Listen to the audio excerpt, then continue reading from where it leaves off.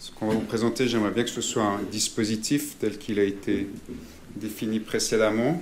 C'est un dispositif en devenir, en évolution, c'est un peu une entreprise, disons, quelque chose qu'on est en train de monter encore.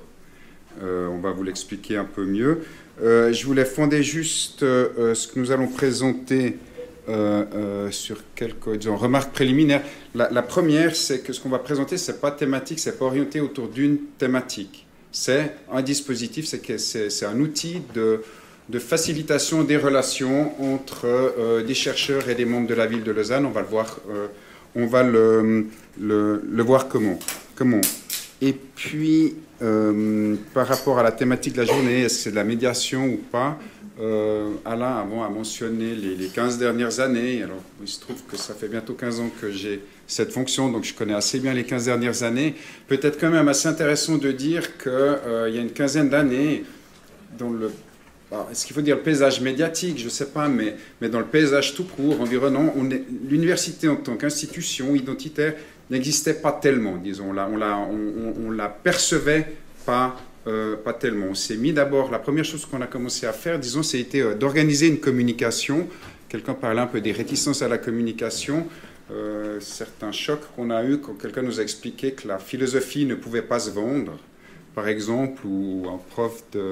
Je suis moi-même issu des lettres, donc j'étais un peu tétanisé face à ce genre de réaction qui disait, mais de toute façon, il n'y a pas besoin de dire qu'on est bon, si on l'est, eh ben, les gens le verront bien tout seuls et puis ils viendront vers nous, voilà, pour l'avoir constaté. Alors, disons, il y a quand même quelques efforts à faire pour publier le fait que les gens sont bons. Et puis, à un moment donné, on va en parler un tout petit peu, on les avait évoqués aujourd'hui, on est passé au mystère de l'UNIL, donc des portes ouvertes de l'université. Je dirais qu'après la 3e édition, nous avons cessé d'entendre le reproche constant qui nous était fait d'être une tour d'ivoire. Donc on ne savait pas comment, etc. On avait montré qu'on voulait ouvrir nos portes. Et je dirais qu'on est entré dans une phase de communication et médiation. On l'a fait évidemment avec l'interface. On ne peut quand même pas faire des portes ouvertes où on se planterait sur le plan scientifique dans ce qu'on montre à notre entourage. J'en parlais avant, rigolant encore. La 3e année, les voyages d'Ulysse, il y avait une carte produite par Unicom dont Philippe Gagneban n'était pas encore le chef, je l'affranchis. Mais sur la carte, il y avait une rose des vents, quoi. Donc j'avais quand même dû expliquer aux gens qui avaient fait la carte que c'était à peu près mettre Jésus-Christ avec un laptop, quoi. Ben oui, ça correspond à l'évolution. Non, c'est ça. Donc voilà, disons, on ne peut pas se planter. Donc quand on fait de la communication depuis l'université, qu'on veut plonger sur des domaines, faire des présentations, mettre en évidence des gens, poser des problématiques, on doit être sûr qu'on est absolument rigoureux sur le plan scientifique. Après, il faut être aussi bon sur le plan de la communication, évidemment. Et puis, on arrive maintenant à un stade où on est passé de cette communication qui se projette, et c'est le nom du projet Interact, je pense que c'est là, où on entre vraiment en interaction avec notre environnement. Une petite réflexion par rapport à ça, vous avez reçu le mail ce matin, donc on a approuvé un plan d'intention de la direction de l'université. Il est structuré sur 4 axes, qui est enseignement et recherche, ce qui n'est pas une très grande surprise. Le 4e, c'est le développement institutionnel, ça c'est normal pour une boîte de la dimension de la nôtre. Le 3e, c'est apport à la société. Je croisais quelqu'un hier qui me disait « Ouais, mais pourquoi il y a un axe apport à la société? Il n'a pas tellement sa raison d'être, puisque c'est faire comme si l'enseignement et la recherche n'étaient pas en soi un apport à la société. » Puis en fait, je crois qu'il a tout platement raison. J'ai d'ailleurs déjà transmis ça. C'est des axes qui nous sont dictés par l'État quand il formate le plan, enfin la forme du plan qu'il veut recevoir. Je l'ai déjà transmis, puisqu'on les a rencontrés, j'ai dit, mais là, c'est vrai qu'on devrait pousser la réflexion. Puis je pense qu'aujourd'hui, c'est juste. Il y a 10 ans, c'était juste de mettre cet apport à la société, il fallait le mettre, il fallait le thématiser, il fallait que l'université se rende compte qu'elle avait cette responsabilité-là. C'était trop diffus comme perception. Je pense qu'aujourd'hui, on est à un moment où on peut entendre une remarque de ce genre et se dire que finalement, dans notre manière de fonctionner de manière très générale, cette interaction avec la société, finalement, elle doit, je ne sais pas comment dire, elle doit percoler, perfuser, elle est un peu partout. Et puis la dernière chose, puisqu'on avait parlé de communication, on était en Finlande, je crois en novembre, dans le cadre du réseau qu'on va juste vous expliquer là. Et le discours d'accueil, c'était des gens, alors c'était un discours très marketisé, je dirais, avec des slogans qu'on a eu, des PowerPoint qui étaient tout à slogans, etc. On n'était pas toujours sûr qu'ils étaient très vécus d'ailleurs, mais en tout cas ils étaient projetés, et c'était le Smart City, je crois, mais surtout la personne qui nous faisait cet exposé nous disait qu'il voulait devenir la meilleure des Smart Cities. Alors dans le cadre d'un réseau où les gens, donc en fait c'est comme si vous demandaient, s'il vous plaît, aidez-moi vous tous à devenir meilleurs que vous déjà. Et puis finalement, ma réaction face à ça, ma réflexion, était de me dire d'être meilleur, d'accord, c'est bien, mais meilleur que quoi? Et de toute façon, il y en aura toujours qui sont meilleurs. Ce n'est pas du tout l'enjeu. Quand on parle de marketing, de communication, souvent des gens veulent se projeter comme les meilleurs.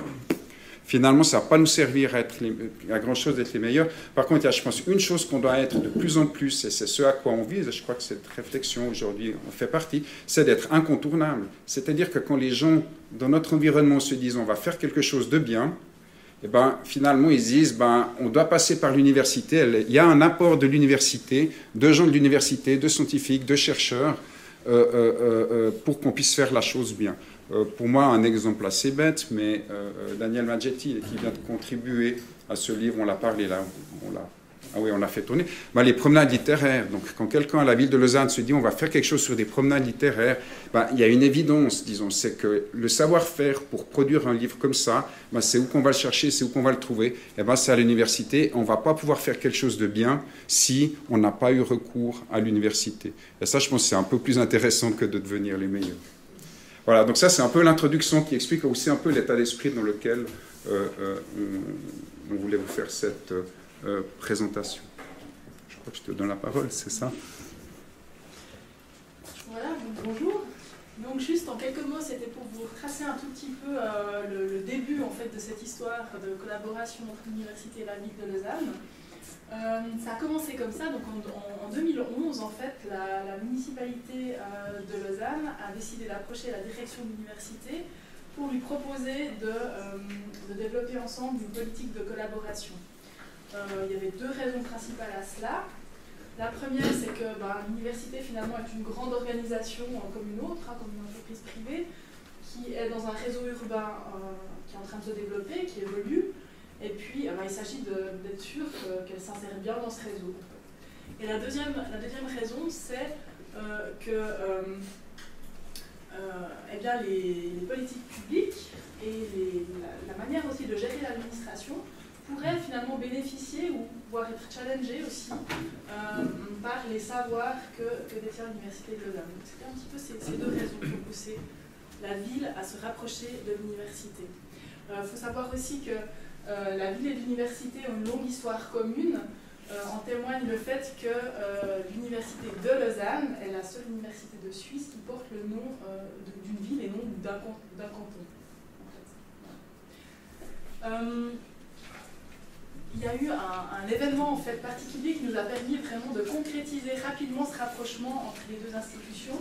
C'est un contact, on a été contacté, donc la ville a été contactée par ce réseau Universities, qui était en construction à l'époque et qui est en fait un réseau constitué de tandems ville-université qui se rencontrent régulièrement pour justement échanger sur leur manière de collaborer ensemble, pour essayer de transférer des connaissances, des expériences. Donc la ville de Lausanne a été contactée par Universities et du coup on est allé frapper à la porte de l'université à nouveau en disant voilà, on aimerait bien que vous soyez un partenaire dans ce réseau. Et l'université a immédiatement accepté. Et c'est comme ça que l'aventure a commencé au niveau de ce réseau, dont on fait partie depuis maintenant 2012. Voilà. Ce qu'il faut peut-être dire pour les gens ici qui ont l'habitude des réseaux scientifiques, universitaires, académiques, c'est que celui-ci est particulier parce qu'il est composé, les gens qui l'animent sont des gens des administrations de la ville et de l'université. Donc il n'est pas construit dans le service des relations internationales. Finalement, on a parlé évidemment de cette initiative, mais eux, ce n'est pas leur domaine d'activité à eux. C'est quelque chose de très particulier. Et la finalité de la participation à ce réseau, elle n'est pas internationale, elle est locale. C'est une manière d'avoir des échanges d'expériences pour mieux fonctionner dans notre propre collaboration à l'échelle lausannoise, en partageant ça avec d'autres, évidemment, ce qui est assez intéressant. Justement pas pour montrer aux autres qu'on fait mieux que... Non. Ce qui est intéressant aussi dans ce réseau, c'est que l'approche, elle est fondée, disons, il y a un académique dans l'affaire quand même, qui lui réfléchit, travaille dans le champ de compétences, porte justement sur les interactions entre ville et université et ce en quoi les universités constituent une valeur ajoutée pour les villes. Et lui travaille alors sur cette espèce de marguerite qui montre ce qu'une ville peut attendre d'une université ou une université de sa ville dans le cadre d'une interaction. Donc il y a tout l'aspect de rendre la région dans laquelle elles sont implantées plus dynamique. Il y a les questions liées à la vie dans la ville, l'afflux des étudiants. Vous prenez Gent, je crois qu'il y a 300 000 habitants, mais ça fait 70 000 étudiants. Donc c'est quelque chose, disons, les autorités sont assez soucieuses de ce que représente cette population estudiantine au sein de la ville. Quand je parle d'attractivité, je pense à Trondheim, au nord de la Norvège, il y a quantité d'étudiants qui viennent étudier là, et puis après coup, ils repartent. Donc c'est le phénomène inverse de ce qu'on vit un peu chez nous, où les cantons du Valais, du Jura ou comme ça sont inquiets de voir que leurs jeunes formés au gymnase arrivent à Lausanne ou sur l'Arc lémanique, puis finalement ils restent pour faire la suite de leur carrière.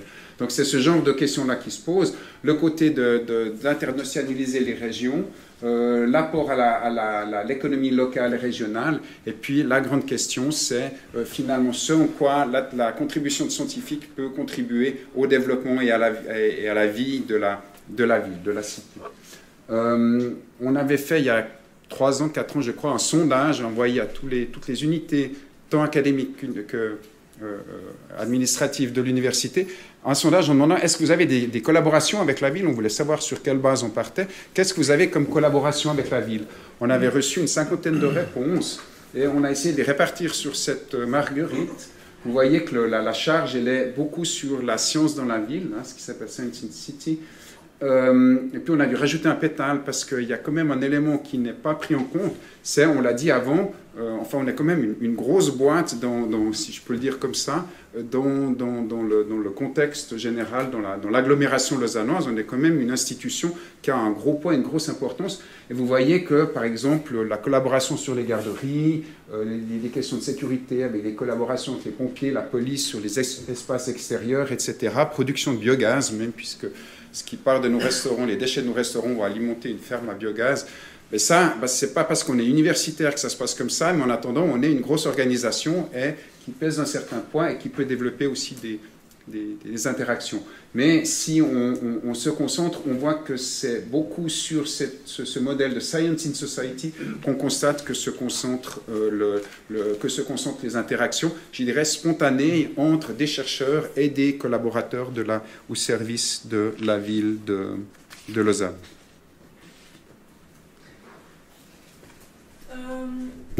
Donc, après 2 ans en fait, de participation à ce réseau Universities, sans toujours n'avoir aucun finalement projet commun entre la ville et l'université, on s'est dit, ben voilà, on va leur proposer d'accueillir la prochaine rencontre ici à Lausanne, sur le campus, et ce sera l'occasion pour nous de développer des projets à leur présenter à ce moment-là.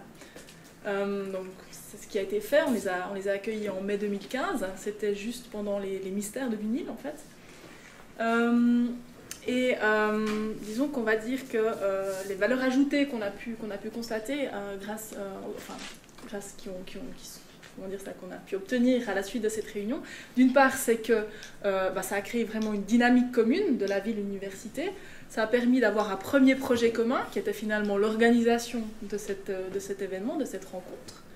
Et puis ça nous a aussi permis de finalement avoir un regard critique des participants de ces tandems ville-université qui sont venus ici et qui ont pu nous donner un feedback sur ce qu'ils constataient, quelle était la relation qu'on avait mis en place, quels étaient les mécanismes, quels conseils ils pouvaient nous donner. Donc vraiment une espèce de peer review si on veut. Juste une correction, il y a des projets déjà existants, en l'occurrence c'était un projet institutionnel qui arrive par les directions et puis donc soumis à ce peer review que constitue le réseau quand il visite un de ces eaux. Oui, ce qu'on leur a quand même montré, c'est les mystères. Une des raisons, c'est que beaucoup de ces universités sont des universités technologiques. Donc chaque fois qu'ils ont parlé de médiation scientifique ou de ce qui s'en approchait, on s'est retrouvé face à des robots, quoi. Et puis, voilà, donc nous, on s'est dit, montrons-leur qu'on peut faire de la médiation scientifique sur d'autres phénomènes que la manière dont marche... Enfin, je concentre un peu, mais voilà. Donc voilà, sur les sciences humaines, sur les sciences sociales, on peut mettre des mécanismes et monter des portes ouvertes qui mettent des chercheurs en situation d'expliquer leur démarche à un public élargi, etc. Je crois en fait qu'avec les mystères, on a quand même quelque chose, une manifestation qui sur ce plan-là est quand même assez modèle, et pour dire ça avait quand même, j'en étais assez heureux, ça avait épaté pas mal de personnes. L'intéressant aussi pour nous d'avoir cette visite, c'est qu'on avait cette peer review qui a permis de produire un rapport, toujours de la part de ce chercheur qu'on a pu montrer à nos autorités. Comme ça, c'est aussi une manière de plus engager nos niveaux institutionnels respectifs dans ce type de démarche. Les conclusions, elles étaient assez bonnes, donc il y avait ce constat qu'une collaboration peut significativement contribuer aux missions d'éducation et de recherche de la ville et de services publics de la ville, mais que ce qui était dommage, disons, ce qui manquait encore, c'était un mode d'organisation un peu centralisé, un peu institutionnalisé pour développer, pour donner un élan supplémentaire à ce type d'initiative. Et puis avec la nécessité, donc, pour ça, de donner un message fort de la part des deux directions, qui est un engagement, qui permettent un travail de connexion entre les deux institutions, qui permettent aussi d'allouer un peu de ressources. Actuellement, disons, elles sont devant vous, les ressources en question. Et puis, faire tomber un certain nombre d'obstacles. Il y a des questions. Est-ce que les gens peuvent aller s'engager dans ce type de projet? Est-ce qu'ils sont toujours dans le cadre de leur mission respective quand ils s'engagent sur ce type de projet? Évidemment, dans une université des chercheurs, il y a une grande liberté qui fait qu'on est moins appelé à timbrer ou à être en présence de bureaux, ce type qui sont aussi justifiés, disons, dans une administration du type de la ville de Lausanne. Donc c'est le type d'obstacles qui peuvent exister dans ce genre d'initiative. Et puis, évidemment, la nécessité de créer un dispositif, un groupe de travail permanent qui donne une dynamique à cette démarche pour s'assurer qu'elle aille de l'avant. Alors peut-être deux mots sur ce qui s'est passé depuis cette rencontre en mai 2015. Donc comme je l'ai dit tout à l'heure, il y a vraiment quelque chose qui s'est mis en marche, une dynamique de collaboration. On a notamment justement un groupe de projet qui a été créé, donc composé surtout de Marc de Perrault, moi-même, aussi l'adjointe de Marc qui est aussi très, très active, et puis qui a été mandatée surtout par la direction de l'université et la municipalité de Lausanne pour vraiment initier des collaborations, les développer, les encourager. Ça a été accompagné de la signature d'une convention cadre entre les directions des deux institutions. Et puis,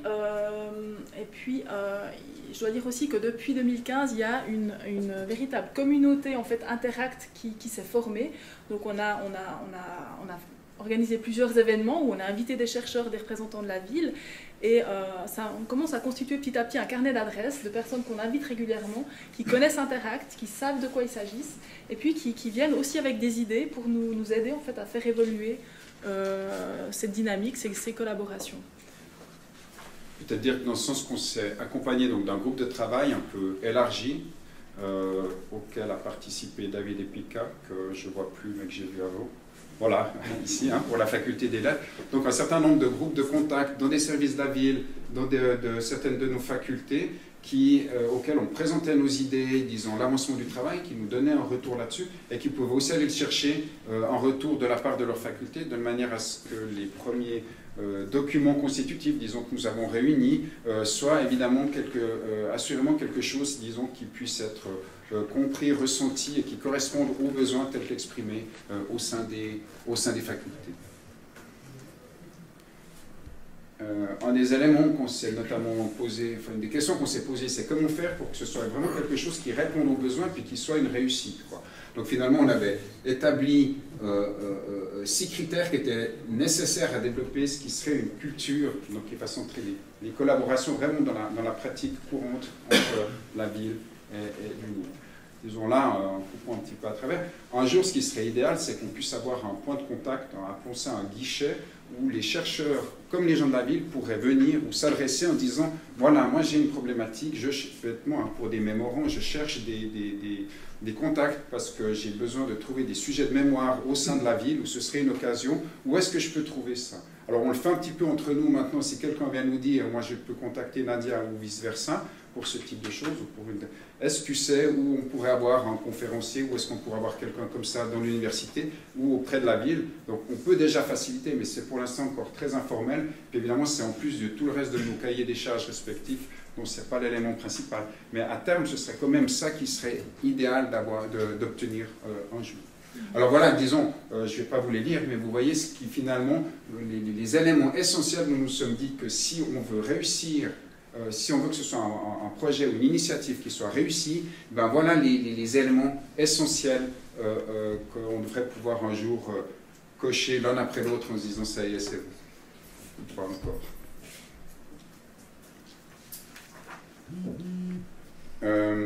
Et puis voilà, donc juste pour vous dire les éléments essentiels de cette convention qui a ça d'utile qu'elle a été signée par le recteur Arletta et le syndic Brelin, et qu'elle a permis de faire continuer, après le passage, alors que la transition coïncidait dans le temps, faire passer, disons, cette volonté, ce projet aux nouvelles directions respectives.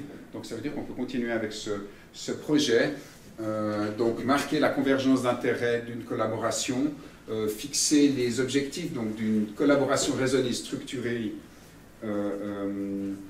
qui puisse bénéficier aux chercheurs et aux collaborateurs. Donc l'idée, c'est pas, je dis, c'est pas une... Si vous prenez le projet Volteface, il y a une thématique sur laquelle on veut faire converger un certain nombre de personnes. En l'occurrence, il n'y a pas une thématique, c'est un outil de soutien à des gens qui se disent, tiens, qu'est-ce qu'on pourrait gagner à développer des collaborations et comment est-ce que ça pourrait se passer? Et puis, les moyens et puis le mode de mise en œuvre avec une délégation à Nadia et moi-même pour faire avancer tout ça. Et les premières réalisations du groupe de travail, c'est quelque chose qu'on a fait dans le courant de l'année dernière. C'était déjà commencé par faire un tableau, on peut vous le livrer sur demande. Il était revu, corrigé, etc., notamment par les décanats. C'était un inventaire des valeurs ajoutées et des freins à une collaboration. C'est simplement pour savoir pourquoi. Quand on dit que c'est bien de collaborer, qu'est-ce qui peut bloquer?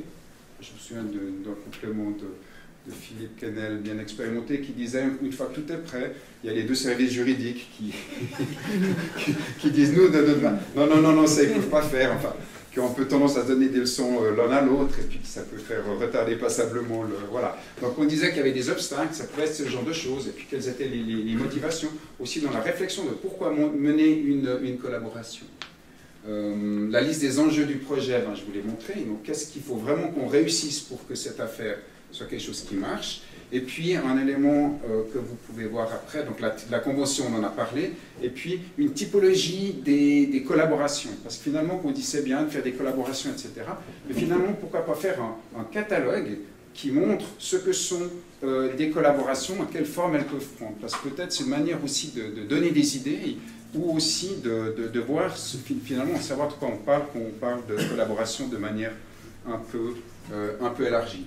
Envers, c'est simplement celle qui pourrait concerner plus directement la thématique de la journée. On est arrivé à 13, voilà. Sachant qu'elles ne sont pas exclusives, disons, il pourrait y avoir des types hybrides. C'est donc simplement un outil, c'est pas normatif, c'est simplement un outil, je dirais, méthodologique pour s'aider à penser bien et juste.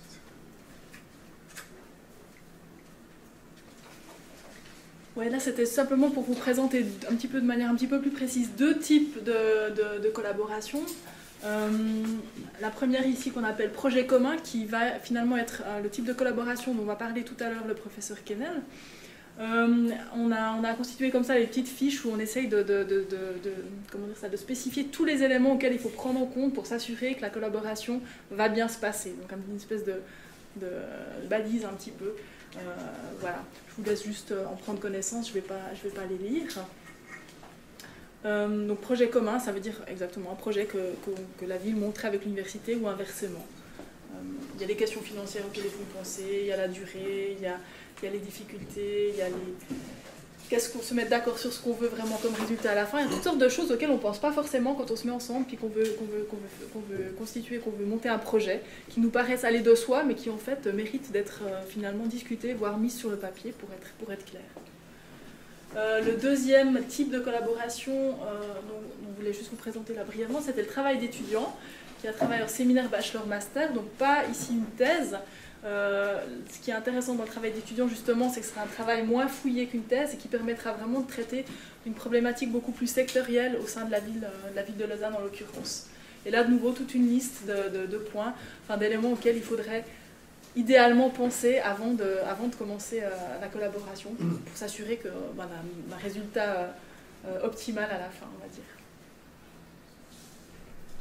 Disons, en conclusion de toutes nos réflexions, finalement, on a tiré deux axes stratégiques pour que ce projet marche. Il y a deux éléments qu'on doit y apporter. C'est ce qu'on appelait, c'est un anglicisme, le matching. C'est comment mettre des mécanismes, sur pied des mécanismes qui permettent à des chercheurs de rencontrer des gens de la ville. Quand on en avait discuté, je crois que c'était toi dans une de ces journées, on avait dit c'est important de mettre des dispositifs. Puis des Lausannois nous ont dit mais il n'y a pas de souci parce que nous on connaît tout le monde, on a notre super réseau, ça va très bien. À côté de ça, il y avait le professeur, pour ne pas le citer, le professeur Rera, nouvellement arrivé de, je crois, l'université de Neuchâtel. C'est un géographe qui s'occupe donc de géographie urbaine en plus. Puis il disait, ben non, pas du tout, parce que moi j'arrive, là je vais devoir développer des réseaux. Puis en discutant plus loin avec lui, il disait, en fait, moi j'ai plein de réseaux, hein, donc si je veux faire mon champ d'études, pas de souci, Neuchâtel, Bienne, le Jura, tout ça, je peux très bien. C'est juste un peu dommage, disons aussi, la Lausanne, il ne vient pas aussi pouvoir le faire à Lausanne. Donc c'est bêtement, voilà, ça peut lui gagner quelques années dans le cadre du développement d'un réseau que sa biographie ne lui aura pas permis d'établir préalablement. Et puis l'autre élément, c'est un peu ce qu'on a expliqué, les méthodologies. Donc comment faire que quand il y a une collaboration, s'assurer qu'elle se passe bien. Il y a quand même souvent des risques, on l'a vu aussi, on a parlé avant du projet VE, ils vivent ensemble dans certains des projets de recherche-action, où finalement on a mené une réflexion sur les éléments d'une bonne collaboration des chercheurs et des non-scientifiques qui sont intégrés dans le projet. Et puis, quand on a parlé de ça aux chercheurs, après avoir fait au moment du bilan du projet VEI, les gens disaient c'est bête, parce que si on avait eu ces éléments au début, on aurait peut-être procédé différemment pour voir comment bien intégrer les gens. Bêtement, un chercheur, il n'a pas le même... Le chercheur, il a toujours un objectif, vous connaissez mieux que moi, c'est publier. Ce n'est pas exactement l'objectif de son partenaire qui serait un collaborateur de la ville. Donc, comment est-ce qu'on fait pour s'assurer que dès le départ, les gens soient au clair sur les objectifs respectifs, puis la manière de développer quelque chose qui pourra répondre aux attentes et aux objectifs des deux. On peut parler pour les promenades littéraires. Finalement, nous avons aidé à dresser une convention qui fixe les éléments principaux sur lesquels il fallait s'être mis d'accord avant de commencer à travailler pour des questions de propriété intellectuelle, de communication sur le projet, ce qu'on allait faire et comment. Voilà, ça c'était juste un exemple en fait de mécanismes qu'on a mis en place dans l'axe matching. C'était ce qu'on appelait les petits déjeuners interact, où on a réuni une dizaine de représentants de l'université, une dizaine de représentants de la ville autour d'un thème défini qui en l'occurrence était aménagement urbain et santé. L'idée étant que des gens se rencontrent, qui ne se connaissent pas forcément, sur la base d'une petite présentation donc, thématique, et puis que le network fasse son effet, que les gens prennent des contacts, et puis qu'il en ressorte alors des projets concrets de collaboration entre toutes ces personnes rassemblées. Donc, juste après le petit déjeuner, on a fait une évaluation, on a recontacté les gens présents pour leur demander finalement qu'est-ce qui est ressorti de cette rencontre. Est-ce vous avez eu des idées, vous avez noué des contacts, il y a déjà des collaborations qui vont germer, et puis c'est vrai qu'on a eu des retours extrêmement positifs. Ça c'est juste un exemple d'un email qu'on a reçu de quelqu'un de l'université de Lausanne, qui nous liste déjà toutes les idées qui ont jailli, tout ce qui va se mettre en place. Donc l'idée pour nous maintenant c'est de suivre un petit peu tout ça, de voir un petit peu ce qui va vraiment concrètement arriver suite à ce petit déjeuner, et puis bien sûr de reproduire l'exercice avec d'autres thématiques dans d'autres domaines, puisqu'apparemment c'est quelque chose qui fonctionne. L'idée, c'est de ne pas cadrer le moment même, mais par contre, l'avoir préparé, c'est-à-dire qu'on a choisi les gens qu'on invitait, en leur suggérant d'inviter d'autres personnes qui connaîtraient, évidemment, ce n'est pas exclusif, mais après avoir défini une thématique claire, il y a une personne qui dit, nous, on est intéressé par ça, on voudrait voir des gens, et puis après coup, d'élargir. Alors ça améliore aussi les contacts entre gens de la ville, les gens de la ville, les gens de l'université, les gens de l'université. Mais ils ont des rubans de couleurs différentes, on s'assure quand même qu'il y a un mélange qui se fasse. Mais là, le feedback était, évidemment, c'est un peu comme ça, on ne sait pas ce qui sortira vraiment, mais c'était extrêmement positif et les gens ont dit, ah, c'est incroyable. Alors d'abord, je ne savais pas quand elle travaillait dans la même institution que moi, et puis sur tel sujet, mais aussi entre institutions, disons, il y a eu vraiment, là, on voit, donc... Voilà, nous, c'est le professeur, précisément le professeur Herrera d'ailleurs, qui, avec les urbanistes de la ville, voilà, il imagine plein de choses qu'il va pouvoir faire et vous voyez là-dessus que c'est quelque chose quand même d'assez concret. Donc, voilà, donc si vous avez une envie un jour, donc, on vous organise un petit déjeuner de cette nature-là, ben, on est évidemment prêt à le faire. Ça dure 1h30 le matin, et puis les gens viennent, ils causent, il n'y a pas de préparation autre que ça, sinon le fait qu'il y a eu une thématique et des gens qui se sont inscrits. Il y a d'autres réalisations quand même qu'on a pu faire. À un moment donné, donc à la COP21, disons, la ville de Lausanne voulait participer, avait besoin d'un contenu pour participer. Et finalement, c'est le groupe, je dirais, le groupe autour de Volte-Face, du projet Volte-Face qu'il avait préparé. C'était une animation assez intéressante. On l'a dit, donc le livre sur les promenades littéraires, avec donc, le soutien un peu méthodologique pour faire cette convention, le soutien sur la communication du livre maintenant, et puis finalement un soutien Interact est doté de quelques fonds, pas excessifs, mais enfin il y a un petit peu d'argent, et en l'occurrence on avait pu comme ça financer les personnes qui ont travaillé à la rédaction sous la directive de Daniel Maggetti. Il y a chaque année un stand de la ville de Lausanne au ministère de l'UNIL depuis plusieurs années, ce qui est une manière aussi des fois de concrétiser, de donner des situations concrètes par rapport à ce que sont les mystères. Et puis, vous savez ou pas qu'il existe un prix de la ville de Lausanne, donc, qui était destiné à un travail, enfin un bon travail de recherche, et voilà. Et on a en fait proposé dans le cadre du projet Interact de dire que ça devait être un bon travail, mais qui concernerait soit sur la ville, soit d'un intérêt assez immédiat pour la ville, ce qui est une manière de donner un peu plus de sens à ce prix. Et on a fait un peu le pari que cette définition était suffisamment large pour trouver quand même des candidats et lauréats chaque année. C'est 2 ans sur 3. Autre exemple, Cyril Dion, donc le réalisateur du film Demain, vient à Lausanne dans le cadre d'un cours organisé par le professeur Bourg. On a trouvé un peu dommage de ne pas utiliser ça pour faire une démarche un peu élargie. Alors c'est dans le cadre du projet, c'est de nouveau l'équipe Volte-Face. Mais pour raconter toute l'histoire, ça tombe sur le jour de ma thèse dans 180 secondes, mais on ne pouvait pas créer 2 événements qui se feraient concurrence sur le campus même. On s'est dit qu'en fait, il y aurait probablement un intérêt pour la ville de Lausanne d'accueillir ça dans le cadre du projet Volte-Face, mais enfin aussi dans le cadre de la politique durabilité de la ville. Donc on a pu monter assez rapidement ça ensemble parce qu'on a les contacts pour. Voilà. La ville organise une conférence sur le Maghreb, c'est aussi un appel si jamais il y a des spécialistes ici. Elle nous dit, mais qui est-ce que vous avez comme spécialiste à qui on pourrait demander un soutien sur cette thématique. Et puis du coup on va chercher. Voilà. Les choses qu'on a, disons, qui vont encore venir, voilà. D'autres petits déjeuners, à nouveau je réitère l'invitation. On va avancer plus sur justement ce qu'on peut mettre comme mécanisme de facilitation de la bonne réalisation de collaboration, des méthodologies, je sais pas, des checklists, comment est-ce qu'on fait, enfin, avant de faire une convention, il faut d'abord avoir fixé les objectifs respectifs, etc. Donc, enfin, c'est ce type d'outil-là qui nous semble utile de pouvoir développer.